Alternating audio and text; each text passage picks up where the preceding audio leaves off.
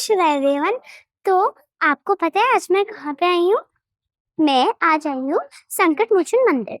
ये हनुमान जी का बहुत प्राचीन मंदिर है। आपको इससे डेडिकेटेड एक स्टोरी सुनाने वाली हूँ कि हनुमान चालीसा किसने लिखी और कहाँ पे लिखी। इसको आप सुन के शॉक हो जाओगे। तो maintain till and and if आपने मेरे चैनल को सब्सक्राइब नहीं किया तो प्लीज कर दो।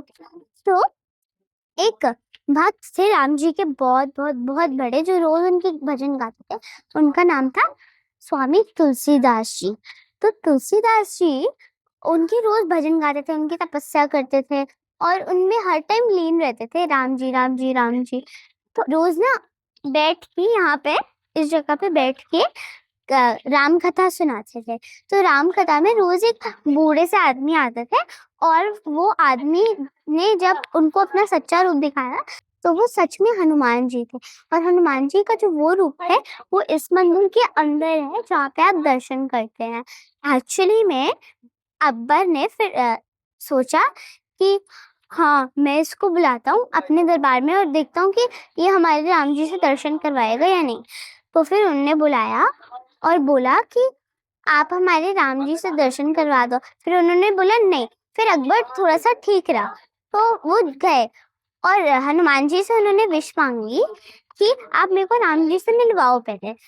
तो उन्होंने बोला कि ठीक है, आप वहां पे जाओ, आपको वो मिल जाएंगे। फिर वो गए। पहले तो राम जी आए एक वनवासी के रूप में, वो उनको नहीं पहचान पाए। फिर वो दूसरे दिन पे वो आए थे बालक के रूप में, तब भी उनको नहीं पहचान पाए। फिर हनुमान जी को उन्होंने बोला और हनुमान जी ने बोला मैं अब एक बर्ड के रूप में आपके साथ चलूंगा और फिर आपको बताऊंगा। फिर वो एक पैरट के रूप में साथ में गए थे और तब उन्होंने राम जी को पहचान लिया और राम जी ने उनको चंदन लगाया था अपने हाथों से।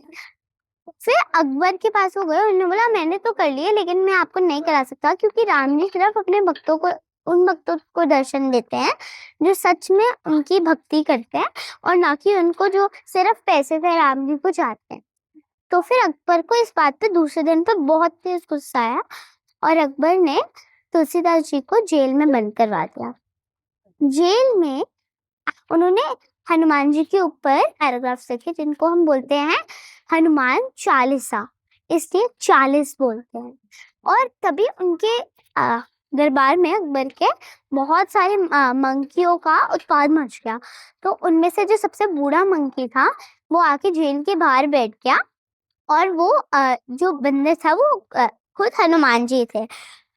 तो इसलिए बोलते हैं कि हनुमान चालीसा सबसे पहले जो तुलसीदास जी ने लिखी थी वो हनुमान जी ने ही सुनी है। और मैं अब आपको बताऊंगी कि हर पैराग्राफ में किसका वर्णन है। तो फर्स्ट 10 पैराग्राफ्स में हनुमान जी का शक्ति का और उनके भक्ति का वर्णन है। फिर 11 to 15 पैराग्राफ में लक्ष्मण जी का वर्णन है। 11 to 20 पैराग्राफ में राम जी का वर्णन है और 1 से आगे सारे पैराग्राफ्स में हनुमान जी का ही वर्णन है। और अगर आपको ये वीडियो पसंद आई तो बेल आइकन दबाएं, लाइक करें एंड सब्सक्राइब करना ना भूलें।